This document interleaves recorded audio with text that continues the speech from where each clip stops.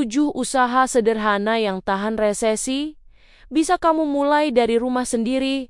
Kamu ngerasa ekonomi lagi makin gak jelas, harga naik, gaji stagnan, dan peluang makin sempit. Tapi fakta nih ya, justru di saat krisis, banyak orang diam-diam mulai usaha kecil dari rumah dan pelan-pelan jadi mandiri. Hari ini, aku bakal bagiin 7 usaha sederhana yang tahan resesi. Bisa kamu mulai dari rumah sendiri, bahkan dengan modal kecil banget, nggak teori.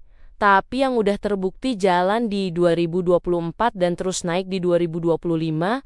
Bagian 1, pengenalan konsep. Kunci bertahan di masa resesi itu bukan kerja lebih keras, tapi lebih adaptif. Jadi, bukan soal usaha besar, tapi usaha kecil yang fleksibel dan dibutuhkan banyak orang. Yuk, kita bahas satu persatu. Bagian 2, isi utama 7 usaha sederhana. 1. Jasa titip Just Ship online nih. Mulai dari yang paling simple, Just Tip online. Nggak perlu stok barang.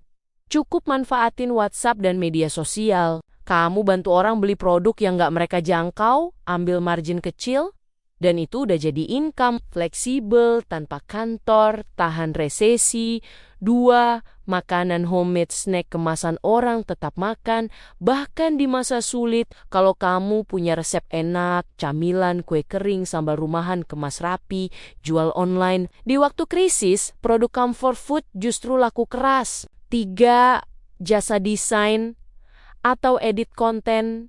Sekarang hampir semua bisnis butuh konten. Kalau kamu bisa desain di Canva, edit video ringan, atau tulis caption bagus, itu duit. Banyak UMKM cari freelancer dengan harga terjangkau. 4.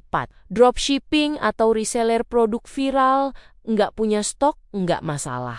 Cukup jadi penghubung antara supplier dan pembeli. Fokus di produk yang masih dicari terus. Alat rumah tangga, perawatan diri, atau barang unik. 5. Les atau konsultasi online.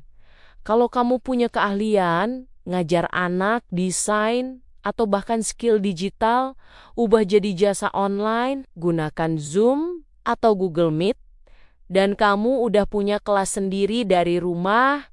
6. Jasa kebersihan atau laundry rumahan ini underrated tapi stabil banget. Banyak orang sibuk kerja, nggak sempat nyuci, nggak sempat bersih-bersih. Dengan alat seadanya, kamu bisa mulai laundry skala kecil di rumah.